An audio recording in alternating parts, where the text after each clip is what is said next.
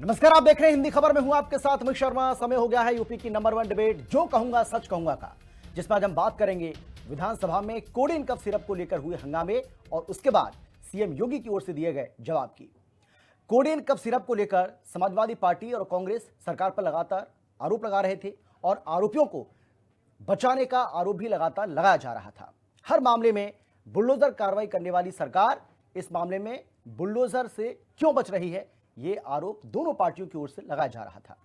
लेकिन सीएम योगी ने बिल्कुल साफ कर दिया है कि दोषियों को किसी भी सूरत में बख्शा नहीं जाएगा। लेकिन अगर किसी समाजवादी पार्टी के नेता के यहां बुलडोजर चले तो चिल्लाना मत, क्योंकि कोडिन माफियाओं के तार सपा से जुड़े हुए हैं। सीएम योगी ने सदन में विरोधियों पर चुन चुनकर वार किए। राहुल गांधी और अखिलेश यादव पर तंज कसते हुए उन्हें नमूना तक करार दिया, जिस पर सियासी हंगामा खड़ा हो गया। आज चर्चा इसी को लेकर करेंगे, लेकिन पहले एक रिपोर्ट आपको हम दिखाते हैं जिससे आप समझ पाएंगे कि आखिर क्या है यह पूरा मामला। देखिए जरा।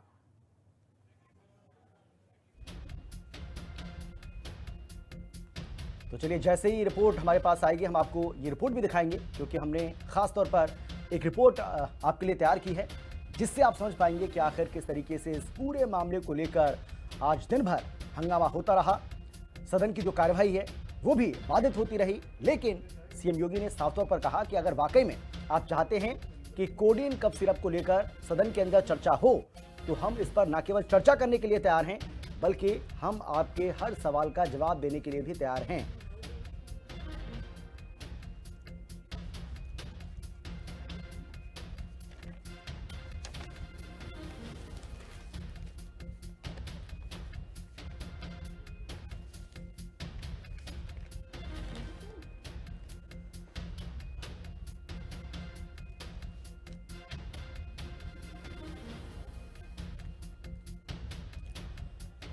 तो कुल मिलाकर के अब जो बड़े सवाल खड़े हो रहे हैं वो यही हैं।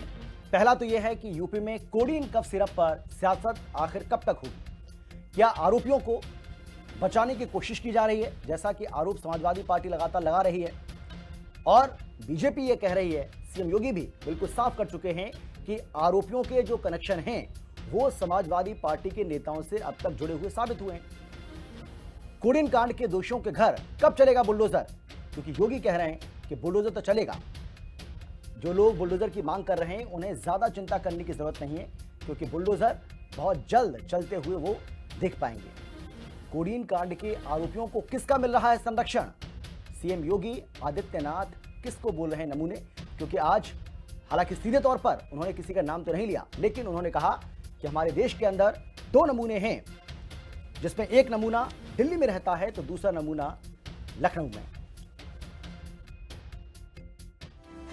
कोडिन कांड पर बोले सीएम योगी, सब्र करें, बुलडोजर कार्रवाई होगी।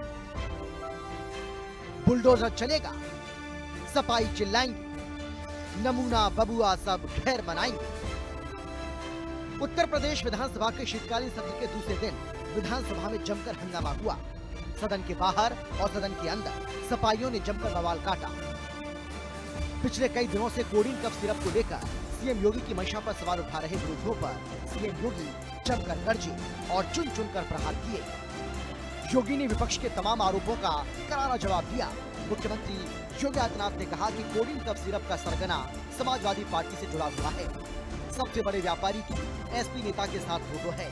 शुभम जायसवाल एसपी का नेता है। आलोक सिंह भी पक्का सफाई है। अमित यादव की फोटो अखिलेश यादव के साथ है। योगी ने बिल्कुल साफ कर दिया कि किसी भी अपराधी को छोड़ा नहीं जाएगा। सीएम योगी ने दावा किया कि विभव राणा को सपा ने 2016 में लाइसेंस दिया था। अमित यादव के खाते से अवैध लेन देन हुआ। मुख्यमंत्री योगी ने सदन को जानकारी दी कि यूपी में कोडिन कफ सिरप से कोई मौत नहीं हुई है। वहीं सीएम योगी ने अखिलेश यादव के बुलडोजर चैलेंज को स्वीकार करते हुए कहा कि दोषियों के खिलाफ बुलडोजर चलाएंगे, लेकिन जब कार्रवाई होगी तो आप चिल्लाना मत और फातिहा पढ़ने जाना। सीएम योगी ने राहुल गांधी और अखिलेश यादव पर भी निशाना साधा और तंज कसते हुए कहा कि देश के अंदर 2 नमूने हैं, एक दिल्ली में और एक लखनऊ में। जब किसी अहम मुद्दे पर चर्चा हो तो ये दोनों देश के बाहर चले जाते हैं। अगर आप इसकी गहराई में जाएंगे तो घूम फिर करके वही मामला है कि वो कहीं ना कहीं कोई ना कोई समाजवादी पार्टी से जुड़ा हुआ नेता या उनसे जुड़ा हुआ कोई ना कोई व्यक्ति उसकी चपेट में आता है। और इलीगल ट्रांजैक्शन भी जो हुआ है वह भी आपकी लोहिया बहाने के एक पदाधिकारी के अकाउंट के माध्यम से हुआ है। एसटीएफ इसकी जांच कर रही है। इस पूरे मामले में हाईकोर्ट से उस पूरे मामले को एनडीपीएस के अंतर्गत इस मामले में मुकदमा चलना चाहिए। ये उत्तर प्रदेश सरकार ने इस लड़ाई को लड़ा है और उसको जीता है, और इस मामले में कोई भी अपराधी छूटने नहीं पाएगा। और चिंता मत करिए, समय आने पर बुलडोजर एक्शन भी, उसकी तैयारी भी रहेगी। उस समय चिल्लाना मत करो। देश के अंदर दो नमूने हैं, एक दिल्ली में और एक लखनऊ में बैठते हैं। जब देश में कोई चर्चा होती है तो तुरंत वह देश छोड़ करके भाग जाते हैं, और मुझे लगता है कि यही आपके बबुआ के साथ भी हो रहा होगा। वह भी देश से फिर जाएंगे इंग्लैंड की सैर सपाटे में, और आप लोग यहां चिल्लाते रहेंगे। वहीं मुख्यमंत्री योगी के बयान पर अखिलेश यादव ने ट्वीट कर पलटवार किया और लिखा कि आत्म स्वीकृति, किसी को उम्मीद नहीं थी कि दिल्ली लखनऊ की लड़ाई यहां तक पहुंच जाएगी। इससे पहले सपा विधायकों ने सदन के बाहर इस मामले को लेकर नारेबाजी की। क्या मुझे लगता है कि विभो राणा के जो फोटो उप मुख्यमंत्री ब्रजेश पाठक जी के साथ जो वायरल हो रही है, या प्रदेश के महामंत्री अनूप गुप्ता जी जो हैं उनके साथ जो वायरल हो रही है, क्या उनके घर के ऊपर भी कोई आप बुलडोजर चला सकेंगे, या आपको देखना होगा? और हमारे राष्ट्रीय अध्यक्ष श्री अखिलेश यादव जी ने तो पहले ही कह चुके हैं कि आपको पूर्णतया स्वीकृति है और पूर्णतया छूट है कि जो भी व्यक्ति इसमें दोषी हो उसके ऊपर सख्त से सख्त कार्रवाई करें, ताकि जनता को न्याय मिल सके और जनता जनार्दन जान सके कि आपका बुलडोजर शांत नहीं है। देखिए, सरकार की नाकामी से लाखों लोगों को जहर इस उत्तर प्रदेश की भाजपा सरकार के संरक्षण में पिलाया गया। हम भी कह रहे हैं कि जो भी दोषी हैं उन पर कार्रवाई हो, मांग भी कर रहे हैं, पूरा विपक्ष मांग कर रहा है। अब मुख्यमंत्री जी कार्रवाई करने के बजाय, पुलिस को निष्पक्ष जांच करने देने के बजाय आगे आकर खुद मोर्चा संभाल रहे हैं। आखिर ऐसी क्या मजबूरी है कि कोडीन भैया को बचाया जा रहा है? सभी जानते हैं, अगर फेकू कहा जाए तो देश में जानते हैं कौन किसका नाम है फेकू। तड़ीपार कहा जाए, इसी तरीके से कोडीन भैया के नाम से कौन मशहूर हो गया है, बच्चे बच्चे को पता है। जांच में भी ये बात निकल कर आ चुकी है। जो डायरी मिली है जायसवाल की, शुभम की, उसमें तमाम राजनेताओं के और पूर्वांचल के माफिया के कोडीन भैया का नाम आया है। योगी जी आखिर क्यों बचा रहे हैं? जो भी दोषी हैं कड़ी से कड़ी कार्रवाई करिए मुख्यमंत्री जी, राजनीति मत करिए, कार्रवाई करिए, जो जिम्मेदारी आपको जनता ने दी है। सीएम योगी ने अपने इरादे जाहिर कर दिए हैं कि कोडीन के गुनहगारों को बख्शा नहीं जाएगा, लेकिन इसके साथ ही ये भी साफ कर दिया है कि अगर मामले में लिप्त पाए जाने पर किसी सपा नेता के यहाँ बुलडोजर चले तो चिल्लाना मत। अब कोडीन कांड पर छिड़ी ये रार कहां जाकर थमेगी, इसके लिए इंतजार करना होगा। लखनऊ से लालचंद, राहुल श्रीवास्तव और विक्रम सिंह राठौर के साथ ब्यूरो रिपोर्ट, हिंदी खबर।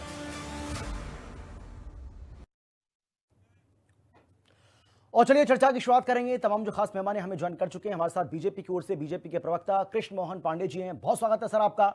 इसके अलावा हमारे साथ रविंद्र सिंह जो कि समाजवादी पार्टी के प्रवक्ता हैं, सर आपका भी स्वागत है। डॉक्टर अन्नू पासवान हमारे साथ मौजूद हैं जो कि कांग्रेस पार्टी के प्रवक्ता हैं, मैम आपका भी स्वागत है। और विजय उपाध्याय वरिष्ठ पत्रकार हैं, सर आपका भी स्वागत है। लेकिन सबसे पहले रविंद्र जी, मैं आपके पास आना चाहता हूं। सीधा सवाल मेरा आपसे है, क्योंकि समाजवादी पार्टी की जो सबसे बड़ी मांग थी वो यही थी कि भाई आरोपियों को बचाया जा रहा है, आरोपियों के यहां बुलडोजर कार्रवाई क्यों नहीं की जा रही है?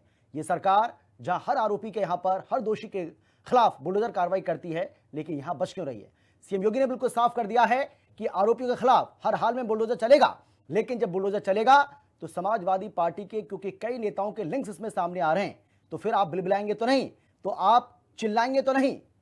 रविंद्र जी। अमित जी, लाल रंग देख के योगी जी बहुत भड़कते हैं जी। लाल रंग देखा तो भड़क गए वो।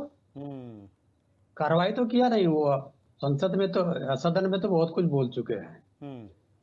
सबसे पहले प्रश्न ये उठता है कि कोडीन कफ सिरप से एक व्यक्ति ने एक पार्टी से 500 करोड़ रुपए का, शुभम जायसवाल जिसको बता रहे हैं, और अमिताभ ठाकुर की बात मानी जाए तो शुभम जायसवाल योगी जी के संगठन के एक आदमी का गुर्गा था।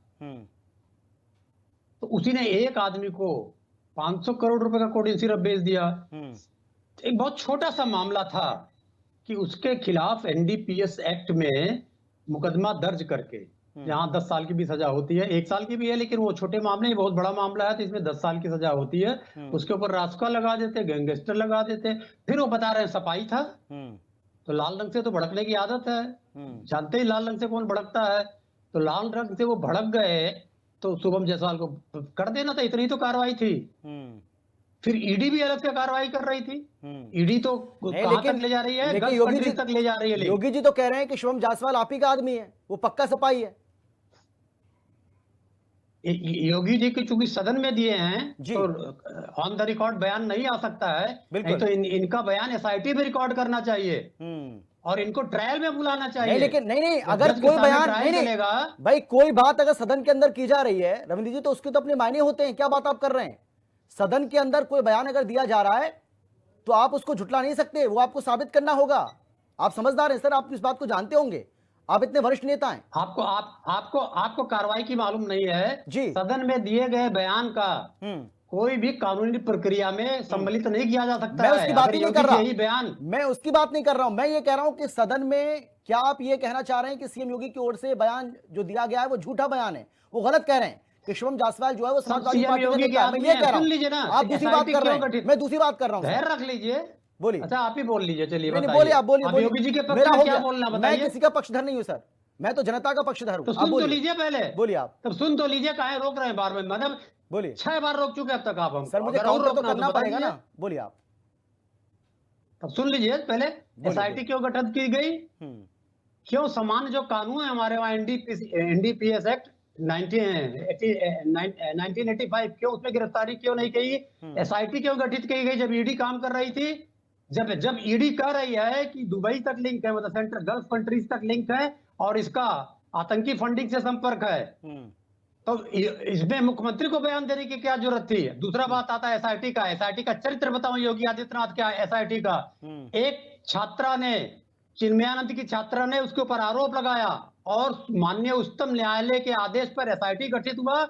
उस एसआईटी ने उस बालिका पर जिसका यौन शोषण किया चिन्मयानंद ने अनेक मुकदमे दर्ज कर दिए, एक्सटॉर्शन का मुकदमा दर्ज किया। ये होती है एसआईटी और ये होता है योगी का बयान। नहीं, आप मुझे ये बताइए ना भाई, आप सरकार पर भरोसा करेंगे नहीं, फिर आप कहेंगे मैं बीच में टोक रहा हूं आपको। सरकार पर आप भरोसा करेंगे नहीं, अदालत पर आपको भरोसा नहीं है, एसआईटी पर आपको भरोसा नहीं है, एसटीएफ पर आपको भरोसा नहीं है, आप फिर भरोसा किस पर करेंगे सर? मैं ये जानना चाह रहा हूं आपसे, फिर भरोसा आपको किसकी बात का होगा? अदालत पे किसने कहा अदालत में भरोसा नहीं है? कितने ऐसे मामले जिन पर आपने कितने सवाल खड़े किए हैं सर? क्या बात आप कर रहे हैं? मैं तो आपसे जानना चाह रहा हूं। अभी तो मैं कहना शुरू करूंगा तो आपके लोग पीड़ित हुए भाजपाइयों से, अदालत कुछ नहीं कर पाई आप लोग के पक्ष में। भाजपा जनता पार्टी आप लोग के पक्ष में कुछ नहीं कर पाई।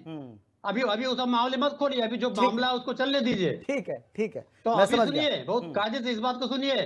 तो ऐसे मामलों में कोई भी गंभीर आदमी अगर यही बयान वो दे दे जो बयान उन्होंने सदन में दिया है, बाहर आके यही बयान दे दे, उनको हर पेशी पे जाना पड़ेगा मुख्यमंत्री जी को। ठीक है, जाएगा ना? चलिए मैं लौटूंगा आपके पास। ठीक है सर, मैं आता हूं आपके पास।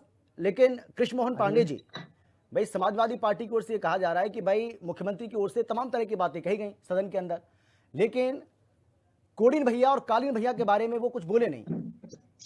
कम से कम उस पर तो बोलती है, जिसको लेकर हम लगातार सवाल खड़ा कर रहे हैं, उस पर भी कुछ बोल देते। अमित जी, एक बात स्पष्ट कर दूं कि भारतीय जनता पार्टी और उत्तर प्रदेश के पूज्य योगी आदित्यनाथ जी जो मुख्यमंत्री हैं, वो जो कहते हैं वो करते हैं, और जो नहीं करते वो तो कॉन्फिडेंस साथ करते हैं, इसके लिए जाने जाते हैं। उन्होंने, हमारे साथी ने कहा कि सदन में बोल दिए कार्रवाई नहीं करेंगे, साफ सदन में कहा था मिट्टी में मिला देंगे, मिला दिया। सदन में कहा था कि आतंक खत्म कर देंगे रामपुर का, और खत्म हो गया रामपुर का आतंक। सदन में कहा था उन्होंने कि उत्तर प्रदेश से माफियागिरी समाप्त कर दूंगा, माफियागिरी समाप्त हो गई। उन्होंने कहा था संगठित अपराध समाप्त कर दूंगा। तो अब साहब एनसीआरबी का डाटा उठा के देखिए तो आपको दिख जाएगा कि संगठित अपराध खत्म हो गए। तो महाराज जी जो कहते हैं वो करते हैं, भारतीय जनता पार्टी जो कहती है वो करती है। अब हमारे साथी कह रहे थे कि कार्रवाई क्यों नहीं तुरंत कर देते हैं। साहब इसके पूर्व में कई बार कार्रवाइयां हुई, जब तुरंत कार्रवाई करते हैं तो कहते हैं ये तो जुडिशियल मर्डर हो गया, जुडिशरी की हत्या हो गई, बिना किसी प्रोसीडिंग के कार्रवाई कर दिए। और अब जब प्रोसीडिंग कर रहे हैं तो कह रहे हैं कि आपको तुरंत कार्रवाई करनी चाहिए। साहब ये दोहरा चरित्र लेके कैसे छिपाते हैं? प्रदेश की जनता आपको देख रही है। अभी हमारे साथी ने कहा कि चिन्मयानंद के केस में उस लड़की पर एफआईआर कर दिया गया। साहब सुप्रीम कोर्ट, जिस सुप्रीम कोर्ट के कहने पर एफआईआर हुई थी, उसे सुप्रीम कोर्ट ने कहा था कि रेप एक बार होता है, 2 बार होता है, 48 बार नहीं होता है, उसमें सहमति होती है। और दूसरा इन्होंने कहा कि उस पर एफआईआर हुआ, लेन देन का विषय पाया गया साहब, अकाउंट में पैसा ले पाया गया, जिसने जो पैसा उठा के ले गया वो मिला, बयान दिया, कुछ तथ्यों पर भी बात कर लिया कीजिए। मुझे लगता है सिर्फ आरोप लगा देना ये ठीक नहीं है।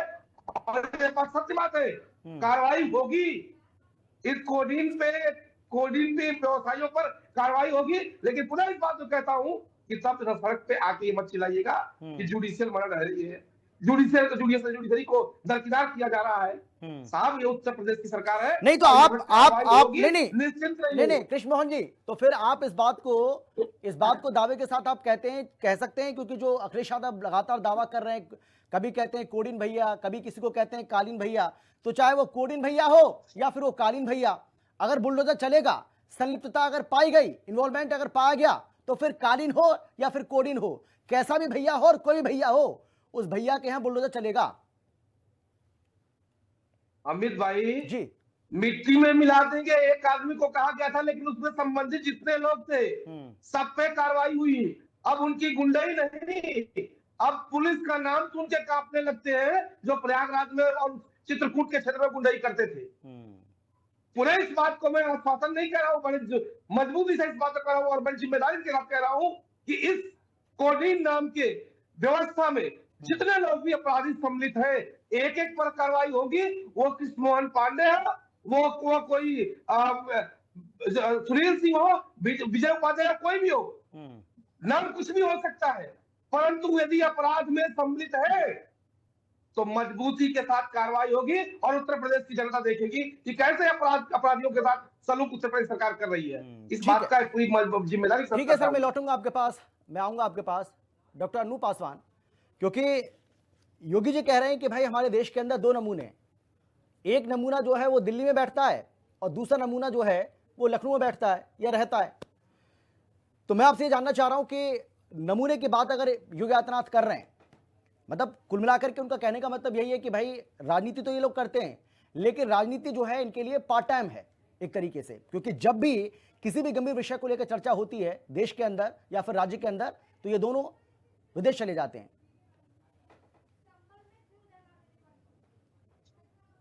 अन्नू जी, सबसे पहले आप सभी लोग को मेरा नमस्कार जी। मेरी आवाज आ रही है अमित जी? हाँ, बोलिए मैम जी। सबसे पहले आप सभी लोग को मेरा नमस्कार। देखिए अमित जी, पहली बात तो ये है कि भाजपा के लोग तो पहली बात गंभीरता के ऊपर बात ना ही करें तो बेहतर होगा, क्योंकि जहां तक मेरा संज्ञान है और जहां तक पूरे भारत जानती है कि ये जो कफ सिरप वाला मामला है ये अभी का नहीं है, ये अक्टूबर से ये मामला आया था। और ये था जब मध्य प्रदेश में पहली बार मध्य प्रदेश और राजस्थान मिला के 20 बच्चों की मौत हो चुकी थी सिर्फ कफ सिरप की वजह से, जिस वजह से वहां पे जांच का आदेश किया गया था। और उसी समय से कफ सिरप को लेकर पूरे तमाम भारत में हर जगह ये गाइडलाइन जारी कर दी। डॉक्टर पर्सनली लाइव कर करके ये कह रहे थे कि भाई 2 साल के नीचे के बच्चों को आप लोग ये पला करेंगे तो कफ सिरप मत दीजिए तो ज्यादा बेहतर होगा। तब भी सरकार की तरफ से कोई ऑफिशियल नोटिस नहीं आई थी। दूसरी चीज, वहां पे मध्य प्रदेश में ये कहा गया कि भाई तमिलनाडु में जो कफ सिरप बनाती है जो ब्रांड, वो वहां पे तो तमिलनाडु की सरकार ने तो एक दिन में जांच करके कह दिया कि हाँ इस फलक कफ सिरप में इस तरह की मिलावट है, उसको बैन किया गया। मगर मध्य प्रदेश की सरकार को दर्द ऊपर लग गया, वो जांच नहीं कर पाई। कहीं हम जांच अभी कर रहे हैं कफ सिरप के ऊपर कि आखिर ये क्या हो रहा है। ये गंभीरता की बात तो ना ही करे तो बेहतर है। दूसरी चीज ये कह रहे हैं कि भाई तस्वीर की बात आप लोग कर रहे हैं। जो लोग खुद जाके सबसे बड़े रेपिस्ट के साथ जाके प्रचार प्रसार कर रहे हैं और वाराणसी के बीएचयू में रेपिस्टों के साथ जिनकी फोटो है, मोदी जी के साथ फोटो थी, स्मृति ईरानी जी के साथ फोटो थी, अमित शाह जी के साथ फोटो थी, तो ये किस तरह की बात कर रहे हैं। और ये नमूने जो शब्दों का प्रयोग कर रहे हैं, पहली बात तो मैं स्पष्ट तौर पे कह दूं कि भाजपा के जितने भी वरिष्ठ नेता है उन्हें अपने पद की मर्यादा का कोई ख्याल नहीं है, क्योंकि इनकी आदत हो गई है अजीबोगरीब शब्दों का प्रयोग करके विधानसभा की मर्यादा को भंग करते हैं। हम यहाँ गंभीर चर्चाओं पे बात कर रहे हैं, कितने सारे बच्चों ने अपनी जान गंवा दी, कोई 2 साल, कोई 3 साल, कोई 4 साल के बच्चे ने अपनी जान गंवा दी। यहाँ पे गंभीर बात हो रही है और नहीं, ये कार्रवाई लेकिन जब ये कहा नहीं, लेकिन अन्नू जी भाई ये तो फिर देखना पड़ेगा ना आपको, भाई जैसा करेंगे वैसा भरेंगे। भाई ये भी तो कहा गया था ना कि जब बाल ही नहीं तो तेल का क्या करेंगे, जब आगे पीछे कोई है ही नहीं तो वो दर्द क्या जाने, बच्चों का दर्द क्या होता है, ये सब भी तो कहा गया था ना। तब तो आपको बुरा नहीं लगा, तब तो आपने सब इस बात का समर्थन किया था। एक मिनट अमित जी, तब तो आपने इसका समर्थन किया था। और भी बहुत सारे ऐसे बयान में गिना सकता हूं जहां मुख्यमंत्री योगी का मजाक उड़ाया गया, अमित जी बहुत मजाक उड़ाया गया और उनके ऊपर पर्सनल अटैक किए गए, तब तो आपको बुरा नहीं लगा। एक मिनट अमित जी, अगर उधर से पलटवार हो गया तो बुरा लग रहा है आपको। एक मिनट पहले आप सुन लीजिए, बोलिए आप।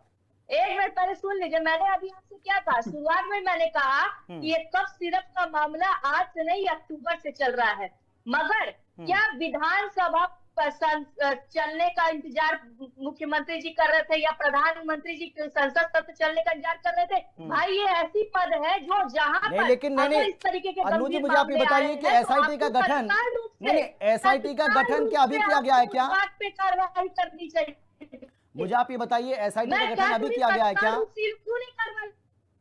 भाई ये लोग क्या सदन चलने का इंतजार करते हैं क्या? और ये कहते हैं, और उस पे भी सदन चलने पे भी ये बयानबाजी कर रहे हैं कि अरे करिए ना, कौन मना कर रहा है? कांग्रेस भी नहीं कर रही थी, जो भी इसमें सम्मिलित है वो किसी भी हो रही है और जुडिशरी को बंद कर देना चाहिए, ताला लगा देना चाहिए, सारे आरोप आप लगा क्या भारतीय जनता पार्टी के प्रवक्ता को रोका? अरे खुद बयान सुन लीजिए, एक मिनट, सपा की मुखिया जी का आप लोग खुद जाके बयान सुन लीजिए, वो तो खुद ही स्वयं कह रहे हैं कि तथाकथित जिन लोगों को आप लोग सपा से जोड़ रहे हैं, बिल्कुल जाइए उनके घर पे बुलडोजर चलाइए अगर वो गुनहगार है तो। अब क्या सुनना चाहते हैं विपक्ष से? हम तो खुद ही कह रहे हैं कि जो लोग इसमें सम्मिलित है, चाहे वो भाजपा की हो या किसी भी पार्टी से, आप उसमें उनके घर पे क्यों नहीं आप बुलडोजर चला रहे हैं? आप लोग किसको बचाने का प्रयास कर रहे हैं? जब विपक्ष चीख के कह रहा है कि इतने सारे बच्चों की जान चली गई, आज भी कई सारे लोग अपने घर के बच्चों को अच्छा यूपी में किसी की जान गई है क्या? क्या बीच में डिस्टर्ब करेगा वो? एक मिनट अगर आपने उसको इसीलिए बुलाया हो कि शिमोन पांडे को डिस्टर्ब करने के लिए, तो नहीं, कोई किसी को डिस्टर्ब नहीं कर रहा है सर, मैंने सबको मौका दिया है, मैंने आपको भी पूरा मौका दिया। सबसे पहले आप नहीं तो उनको रोकने में आपको डर लग रही है क्या? वो सर मैं तय करूंगा ना किसको रोकना है, किसको बोलने के लिए मौका देना है, वो तो मैं तय करूंगा सर। आप तय नहीं करेंगे, मैं तय करूंगा। सर एंकर का रोल तो मैं निभा रहा हूँ, सर एंकर का रोल मैं निभा रहा हूँ, मैंने आपको पूरा मौका दिया और 7 मिनट का रोल है तो मैं आपका सर शुरू में 7 मिनट तो मैंने आप ही को दिए ना रविंद्र जी, आप इतना बुरा क्यों मान रहे हैं? बीजेपी के प्रवक्ता को बुलाए हुए हैं, मानसिक गुलाम व्यक्ति को कि बीच में चिल्लाएगा नहीं, कौन किसका गुलाम है तो आप भी जानते हैं सर। मैं किसी की ना गुलामी करता हूँ ना मैं किसी का गुलाम हूँ, मैं तो जनता का गुलाम हूँ, मैं बार बार कह रहा हूँ, मैं जनता जनार्दन का गुलाम हूँ सर। ठीक है, परिवार का गुलाम हो जाता है। प्लीज एक मिनट कृष्णमोहन जी, ठीक है चलिए, ठीक है बेटे का गुलाम बन जाएंगे। चलिए मैं पार्टी वाले तुम्हारा मानसिक विजय जी एक मिनट की बात करते हो, एक मिनट विजय जी आप सुन पा रही क्या मुझे? विजय जी आप सुन पा रही क्या? 1000 करोड़ रुपए का नारकोटिक्स बरामद हुआ है, उस पे नहीं बोलोगे तो पहले शांत तो करिए आप। ठीक है भाई, सबका ऑडियो डाउन करिए, सबका ऑडियो डाउन करिए। विजय जी के पास जाएंगे। विजय जी मैं आपसे जानना चाह रहा हूं कि कोडीन कफ सिरप का ये जो मामला है इतना गंभीर मामला है सर, लेकिन इसको लेकर जो राजनीति हो रही है और एक दूसरे के ऊपर छीटाकशी जो की जा रही है, आप इसको किस तरीके से देखते हैं?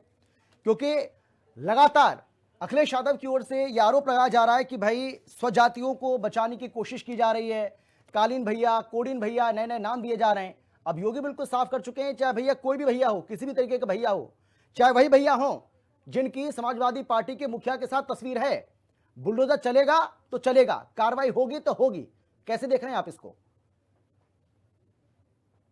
नहीं देखिए, कोडीन का पूरा मामला बहुत ही गंभीर है और ये मामला चूंकि अगर स्मगलिंग होके बांग्लादेश जा रहा और इससे ब्लैक मनी जनरेट हो रही है तो राष्ट्रीय सुरक्षा का भी मामला है, क्योंकि नशे से जुड़े हुए ज्यादातर मामलों में जो पैसा पैदा होता है वो आतंकवादी गतिविधियों में या देश विरोधी गतिविधियों में खर्च किया जाता है। ये पुराना एक मॉडस ऑपरेंडी है इंटरनेशनल सिंडिकेट। अभी जिस तरीके का ये विवाद चल रहा है, इसमें आरोप प्रत्यारोप दोनों तरफ से लग रहे हैं।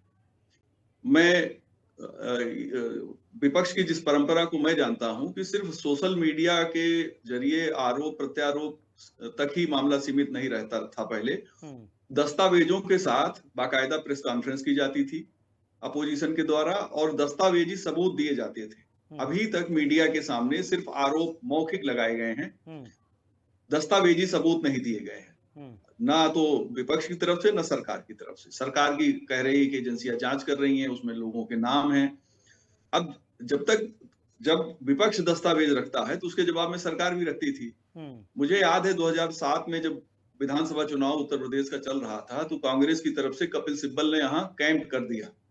लगातार करीब 20 दिन तक उन्होंने अलग अलग मुद्दों पे प्रेस कॉन्फ्रेंस करी और दस्तावेज मीडिया को भी दिए। वो बड़े वैल्यूएबल दस्तावेज थे और वो ज्यादातर मीडिया के सहयोग से ही तैयार उन्होंने किए होंगे या उनके मीडिया सेल ने तैयार किए होंगे, लेकिन वो दस्तावेज थे जो उन्होंने रखे थे। तो मुझे लगता है कि विपक्ष आजकल सोशल मीडिया के सहारे ही चीजों को लेकर आगे बढ़ता है। दस्तावेज क्या कह रहे हैं, जांच में क्या चीजें लिखी जा रही हैं, वो सब चीजें सामने नहीं आ पाती। हम लोग भी एंड रिजल्ट देखते हैं तो हम समझ ही नहीं पाते कि सरकार, ज्यादातर मामलों में सरकार अपनी बात साबित करती है क्योंकि उनके पास एजेंसी है, और विपक्ष अपनी बात साबित नहीं कर पाता। कुछ दिन हो हल्ला मचता रहता है, फिर उसके बाद भी आरोप चलते रहते हैं, लेकिन उन आरोपों के साथ फैक्ट नहीं होते।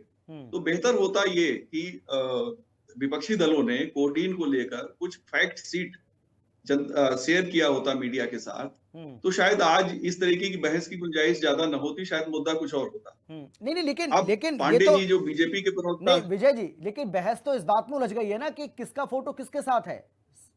भाई वो कह रहे हैं कि आप इसका फोटो, फलाने का फोटो ढिमके के साथ है और इसका फोटो उसके साथ है, इसका फोटो उसके साथ है। तो फोटो को लेकर तो अब तो फोटो को लेकर राजनीति हो रही है।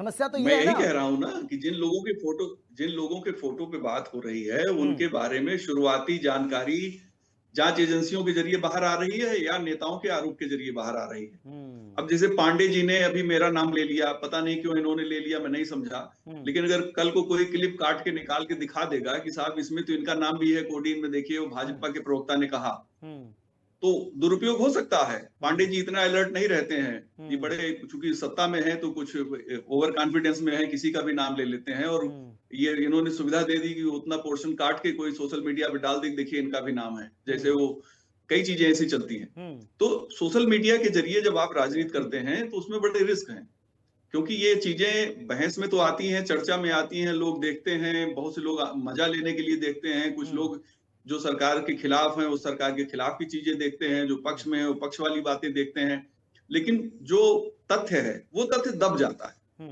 मेरा मानना ऐसा है कि उत्तर प्रदेश की राजनीति में जो तथ्यात्मक आरोप लगाने की जो पद्धति पहले थी वो विलुप्त हो गई है, और यही वजह है कि विपक्ष अपनी बात को प्रवक्ताओं के जरिए चैनल पे तो बड़ी गंभीरता से रखता है, लेकिन उसके पीछे जो तथ्य हैं, जो दस्तावेजी सबूत हैं, कागजात हैं, वो पेश नहीं करते हैं। फला ने ऐसा कहा है, फला ने एक्स पे ऐसा डाल दिया, फला ने यूट्यूब पे ऐसा डाल दिया, वो इस तरह की चीजें चलती हैं। तो बेहतर होता है जब फैक्ट सीट सामने आती है। जब फैक्ट सीट है ही नहीं तो कोई कुछ भी कहे। आज नहीं, लेकिन जांच करने का काम तो विपक्ष, ठीक है, विपक्ष तो आरोप ही लगाएगा, लेकिन विजय जी हो सकता है मैं गलत हूं तो आप मुझे सही कर सकते हैं, लेकिन मैं ये कह रहा हूं भाई जांच करने का काम तो जांच एजेंसियों का है ना, पुलिस का काम है। अब विपक्ष थोड़ी मामले की जांच करेगा, देखिए वो तो आरोप ही लगाएगा। संविधान, अगर आरोप गलत है तो उसको के जरिए गलत साबित करने की जिम्मेदारी किसकी है? देखिए संविधान जब बना था, जब विपक्ष को ये सुविधा दी गई थी कि आप एक शैडो सरकार बना सकते हैं, जिसमें आपके लोगों का, आप उस विभागों की जिम्मेदारी दे दीजिए और आप लोग, वो विपक्ष जो है उस विभाग से संबंधित जो फैक्ट सीट है वो लोगों को बताए। क्योंकि विपक्ष के जो विधायक हैं, जो नेता हैं, नेता विरोधी दल, उनका सरकारी दस्तावेजों तक उनकी पहुंच होती है। इस आरटीआई के जमाने में हम लोग आरटीआई के जरिए सूचना मांगते हैं तो महीनों लग जाता है, लेकिन इनके पास ये सुविधा है कि ये उसे तत्काल ले सकते हैं या प्रश्न लगा के विधानसभा में उसके जरिए हासिल कर सकते हैं।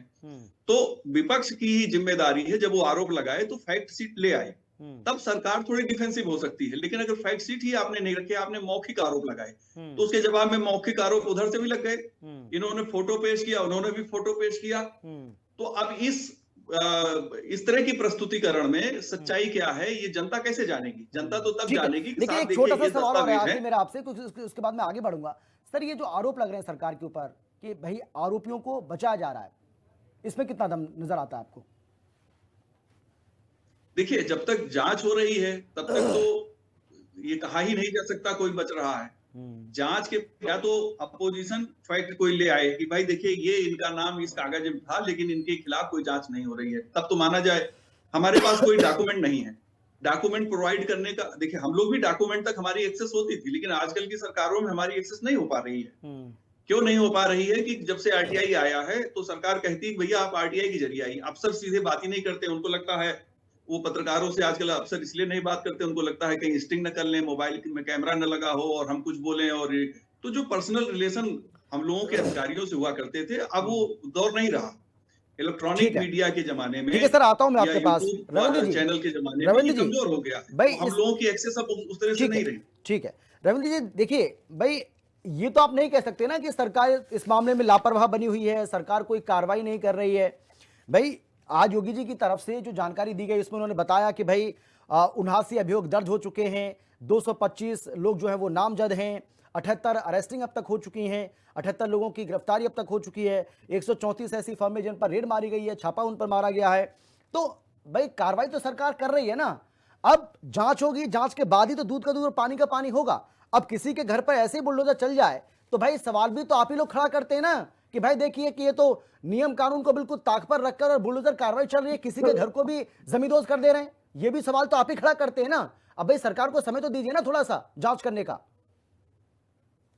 रविंद्र जी। अमित जी, आपको धन्यवाद देते हैं जी कि आपने कहा कि वो बिना जांच के बुलडोजर नहीं चलना चाहिए। सुप्रीम कोर्ट वाली भाषा बोली आपने। जी बिल्कुल, आपकी बात मान लें, आपकी ही बात मान लें अगर योगी जी, तो ठीक है, लेकिन योगी जी ने तो कह दिया बुलडोजर चलाएंगे, तो आपकी भी बात नहीं माना उन्होंने। आगे आते हैं। अब इसमें जो नाम आता है सर फिर कहेंगे कि शुभम मैंने का टोक नाम दिया आता आपको। है। उन्होंने कहा कि अगर जरूरत पड़ी तो बुलडोजर भी चलेगा, आप तैयार हैं, ये बोला उन्होंने। अगर यही लाइन नहीं है तो आप बताइए। उनके बोलने का जो अर्थ होता है, उनके बोलने को वहीं बता दूं। जी। जिस समय बोल रहे थे तो दवा के बारे में नहीं मालूम कर रहे थे, बिना डॉक्टर के लिखे दवा नहीं मिल सकती है। तो जिस मुख्यमंत्री को इतना नहीं मालूम है, वहाँ शेड्यूल्स होते हैं दवाइयों देने का। बहुत सारी दवाइयां हैं बिना डॉक्टर के प्रिस्क्रिप्शन के मिलती हैं।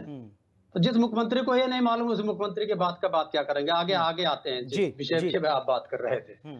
अब जो ये कोडीन का जो मामला है इंटरनेशनल लेवल पे पहुंचा हुआ है, इंटरनेशनल पे। इससे पहले भी उनके ही मुख्यमंत्री जी के सलाहकार ने एक इंटरनेशनल अपराधी से, जिसके तार बताते हैं अतीक से भी जुड़े थे और टेरर फंडिंग से भी जुड़े थे, 4 करोड़ रुपया लिया। कोई कार्रवाई हुई क्या? सुना आपने कोई कार्रवाई हुई हो? अब सब बता रहे थे कि एक लड़की को पकड़ लिया और बता दिया सुप्रीम कोर्ट ने 100 बार बलात्कार नहीं हो सकता है, 200 बार भी बलात्कार हो तो सुप्रीम कोर्ट ऐसा वर्डिक्ट देगा ही नहीं। पहली बात यह है, अब आज सुप्रीम कोर्ट तक गई ही नहीं थी। झूठ बता दिया। संस्थागत कार्रवाई अपराधियों के खिलाफ नहीं हुई। किसी ने नहीं कहा था संस्थागत अपराधी कितने हैं। 61 की सूची जारी की थी, 7 के विरुद्ध कार्रवाई किया। आज से 3 साल पहले सूची जारी किया था। बाकी को पाल पोस रही है भारतीय जनता पार्टी। अब आते हैं मुकदमे वापस करने के। फोटो पे आप बहुत ज्यादा फोकस कर रहे हैं। तो 3000 यौन उत्पीड़न, लड़कियों का यौन उत्पीड़न करने वाला का फोटो प्रधानमंत्री के साथ में, अपनी शिष्या और अपनी छात्रा का बलात्कार करने वाले चिन्मयानंद का फोटो मुख्यमंत्री योगी आदित्यनाथ के नाम पे। और फिर एक को एमपी का टिकट दे दिया जाता है, एक को विश्वविद्यालय बनाने के लिए जमीन दे दी जाती है। इनके चरित्र पे हम क्या जाएंगे। अब आते हैं कि इस पे कार्रवाई तो कर रहे हैं। जो आपने अंतिम में कह दिया कि भाई इतने सारे एफआईआर दर्ज हो गए, तो जब इतने सारे एफआईआर दर्ज हो गए और आपने लोगों को कार्रवाई कर लिया तो उनको प्रस्तुत क्यों नहीं कर दिया? एक व्यक्ति को गिरफ्तार करते हैं, पैर में गोली मार के और दिखाते हैं लंगड़ा के चल रहा है। जब नहीं लंगड़ा के चल रहा है तो दरोगा कह रहा है लंगड़ा के चलो, दरोगा कह रहा है। तो ऐसे एक व्यक्ति को प्रस्तुत क्यों नहीं कर दिया इन्होंने? और फिर एक व्यक्ति जिसके ऊपर आरोप लगा कि कोडीन कफ सिरप में शामिल है, योगी जी का खास है, उसने एक एफआईआर उल्टा लिखा दिया। जो आरोपित है उसने एक एफआईआर लिखा दिया और एक पुराने आईपीएस है जो हम लोग के खिलाफ भी खड़ा हुआ करते थे, उनको भेज दिया गया साहब जेल में उस मामले में, बनारस जेल में भेज दिया गया, जबकि वो मामला इस लायक नहीं था। ठीक है, कृष्णमोहन जी जवाब दीजिए। कृष्णमोहन जी जल्दी से क्योंकि आरोप बहुत सारे लगाए आपने, जवाब दिखाना चाहिए। दस्तावेजी सबूत विपक्ष को करना चाहिए। इस तरीके के मामले में एफआईआर दर्ज होती है, जो संज्ञेय अपराध होते हैं, सबूत खोजने का, चाहे दस्तावेजी सबूत हो, चाहे फॉरेंसिक सबूत हो, जांच एजेंसियों का काम है, विपक्ष ये काम नहीं कर सकती। अगर करेगी तो उसको पार्टी बनना पड़ेगा। ये सवाल तो मैंने पूछ लिया ना, ये सवाल तो मैंने पूछा, आपके सामने पूछा सर। ठीक है, हाँ आप बोलिए सर, आप बोलिए, कृष्णमोहन जी आप बोलिए। अभी हमारे साथी कह रहे थे कि इस तरह की कृत्य पर एफआईआर होनी चाहिए। एफआईआर तो हुई, इन्होंने कहा कि उसकी जांच विपक्ष नहीं करेगा। नहीं कराना है आपसे जांच साहब, उत्तर प्रदेश में एजेंसी है वो जांच कर रही है। अब जब जांच कर रही है तो आप कह रहे हैं कि नहीं उस पर कार्रवाई कराइए। अब तो दोनों आप ही की बात हम कर रहे हैं कि आपने कहा एफआईआर होनी चाहिए, तो उत्तर प्रदेश सरकार ने एफआईआर कराई। जांच होनी चाहिए, हम जांच कर रहे हैं।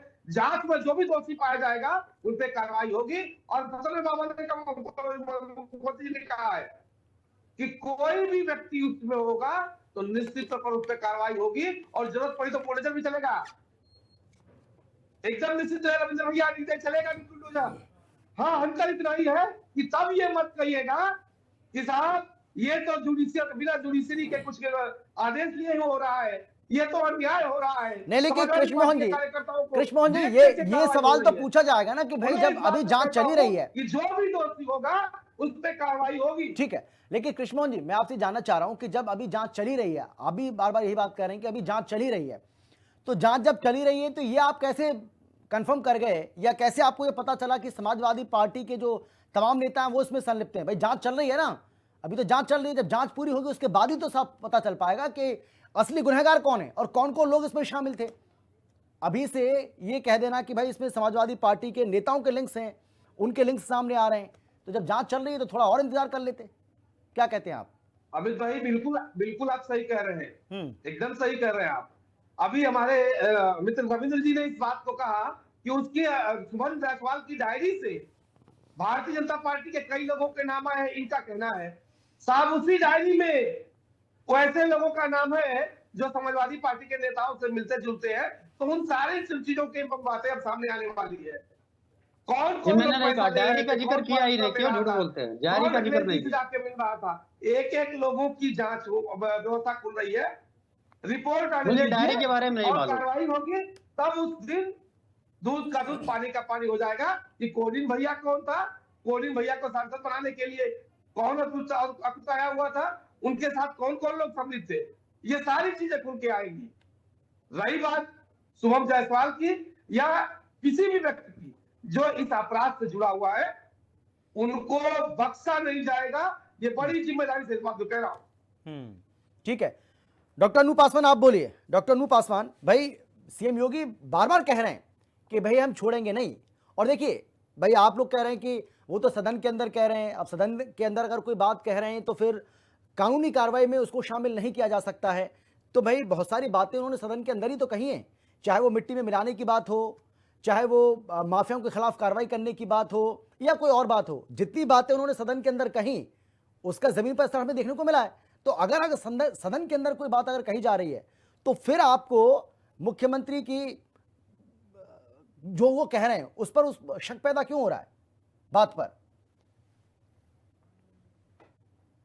सबसे पहली बात अमित जी, हम तो पहले ही से कह रहे हैं ना कि अगर वो ये कह रहे हैं कि किसी को नहीं छोड़ा जाएगा, तो भाई हम कब कह रहे हैं कि आप किसी को छोड़िए, आप कार्यवाही तो कम से कम करिए। ये मामला, मैं बार बार कह रही हूँ, ये मामला अभी एक रिसेंट हफ्ते भर का नहीं है, ये मामला पिछले अक्टूबर से, उससे भी पहले से ये मामला चल रहा है कि 2022 में भारत में बने कफ सिरप की वजह से 2 देशों में बच्चों की मौत बढ़ती तादाद। अच्छा, इसका प्रोडक्शन जो है, इसका प्रोडक्शन एक ऐसे राज्य में भी होता है जहां पर कांग्रेस की सरकार है वर्तमान में, आपको पता है कि ये बात?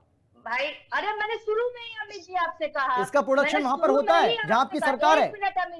अमित जी मैंने अभी आपसे शुरू में तो आपके हाँ, तो वहां की सरकार क्या कर रही है? सुन लीजिए, वहां की सरकार की कोई जिम्मेदारी नहीं बनती है क्या? डॉक्टर अनूप पासवान, अमित जी पहले बात सुनिए। मैंने शुरू में ही कहा था कि जब अक्टूबर में ये मामला आया था मध्य प्रदेश और राजस्थान में, और वहां से पता चला कि तमिलनाडु में जो ब्रांड है उससे वो तबियत खराब हो रही, तमिलनाडु की सरकार ने 1 दिन के अंदर कार्रवाई की, जांच की और उस पूरे ब्रांड पे बैन लगा दिया। मगर वही जांच जब मध्य प्रदेश की सरकार को करने को कहा गया तो वो ये कह रहे कि हमें 10 दिन लगेगा, 15 दिन लगेगा, फलान ढंकार कितने दिन उन्होंने गिनवा दिए। मैं तो कह रही हूँ कि तमिलनाडु की सरकार जब 1 दिन में कोई जांच कर सकती है तो क्या मध्य प्रदेश की सरकार को जांच करने के लिए महीनों, 2 महीनों, 3 महीने लग गया? तमिलनाडु की जिस राज्य की आप बात कर रहे हैं, मैंने साफ सीधे कह दिया, 1 दिन के अंदर जांच होके उस पर बैन लग गया। तमिलनाडु में नहीं, जहाँ उसके जितने ब्रांड थे। अच्छा, हिमाचल का भी बता दीजिए ना भाई, हिमाचल सरकार ने क्या कार्रवाई की वो भी बता दीजिए, उसने क्या कदम उठाए आपकी सरकार ने? वहां तो आप ही की सरकार है ना, बताइए। हम तो क्या तमिलनाडु में हमारी सरकार नहीं है क्या? तमिलनाडु में क्या किसकी सरकार चल रही है भाई? हम तो तमिलनाडु फुल फ्लैज में कहाँ पर हैं आप भाई? वहां तो गठबंधन की सरकार है, वहां तो गठबंधन में है आप सरकार में, वहां पूर्ण बहुमत की सरकार थोड़ी है भाई। पूर्ण बहुमत की सरकार तो आपके हिमाचल में है, इसीलिए मैं आपसे पूछ रहा हूँ। राज्यों को लेके चल रहे हैं, हम केंद्र की बात कर रहे हैं। हमको बताइए ना कि जब मामला इतना लंबा चल रहा था तो ठीक है, मैं समझ गया मैम, आपके पास मेरे सवाल का जवाब नहीं है। ठीक है रविंद्र जी, जल्दी से बोलिए, इसके बाद मैं विजय जी से लूंगा, विजय जी के पास जाऊंगा, आखिरी कमेंट लूंगा उनसे। अभी जी जो आप प्रश्न पूछ रहे हैं उसमें 2 चीज होती है। कंपनी तो कंपनी एक्ट केंद्र सरकार का मामला है, और ड्रग कंट्रोलर ऑफ इंडिया जो भी लाइसेंस देते हैं वो भारत सरकार देती है, तो चाहे तमिलनाडु में दे रही हो, चाहे सिक्किम में दे रही हो, चाहे शिमला में दे रही हो, तो ये सारे के मामले केंद्र सरकार के हैं। केंद्र सरकार ने, और जो तमिलनाडु वाली की बात अभी योगी जी ने भी कहा है, गजब मुख्यमंत्री हैं, वो कंपनी का डी रजिस्टर्ड हो चुकी थी तब भी बना रही थी, और ये मामला केंद्र सरकार का होता है। फिर वो पॉलीग्लाइकोल इथिलीन ग्लाइकोल मिला रहा था, ये उसके बाद भी ये ड्रग कंट्रोलर ऑफ इंडिया की कार्रवाई करने का परव्यू था, नहीं कर पाया। तो सारी जिम्मेदारियां दूसरे के ऊपर लाद कर झूठ बोल लीजिए, ये कानूनी बात है जो बता रहा हूँ। धन्यवाद। ठीक है, जल्दी से विजय जी आखिरी कमेंट आपका, जल्दी। नहीं, देखिए गंभीर मामला है, लोगों के स्वास्थ्य से जुड़ा हुआ है, और अगर इसमें बड़े पैमाने पे अवैध इसका कारोबार हो रहा है तो जीएसटी लगा हुआ है, दवाओं पे भी तमाम टैक्स प्रक्रिया है, कैसे ये निकल के बाहर आ रहा है कंपनियों के द्वारा बना के उसको ट्रांसपोर्ट करके उसके एक स्टॉकिस्ट के जरिए इसका मिसयूज किया जा रहा है। तो ये अपने आप में बहुत गंभीर इशू है, हमारे सिस्टम पे सवाल खड़ा होता है। निश्चित तौर पे अपोजिशन के बहुत से सवाल तो जायज हैं, लेकिन उनको कुछ फैक्ट शीट भी ले आनी चाहिए, और सरकार जो कह रही है अब देखना है कि कार्रवाई क्या होती है।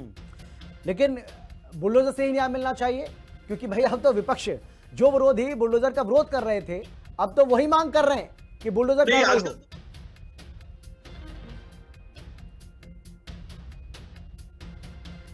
चलिए विजय जी, आपकी आवाज नहीं आ रही है और समय भी मेरे पास इतना ही है। बहुत धन्यवाद आप सभी का मेरे साथ जुड़ने के लिए। लेकिन बड़ा सवाल ही है कि आखिर ये जो छिड़ी रार है, ये जो रार लगातार छिड़ी हुई है कोडिन कफ सिरप को लेकर, ये कहां जाकर थमेगी? क्योंकि सत्ता पक्ष हो या फिर विपक्ष, दोनों की तरफ से अपने अपने दावे किए जा रहे हैं। लेकिन हाँ, सीएम योगी ने यह बिल्कुल साफ कर दिया है कि सरकार के ऊपर जो भी आरोप लगा रहे हैं उसमें किसी तरह का कोई दम नहीं है, और किसी भी दोषी को छोड़ा नहीं जाएगा, चाहे वो कोई भी भैया हो, चाहे वो कोडिन भैया हो, कालीन भैया हो, चाहे वो कैसा भी भैया हो, छोड़ा नहीं जाएगा, बख्शा नहीं जाएगा। बस आप इंतजार करिए। फिलहाल इतना ही, आप देखते रहिए हिंदी खबर। नमस्कार।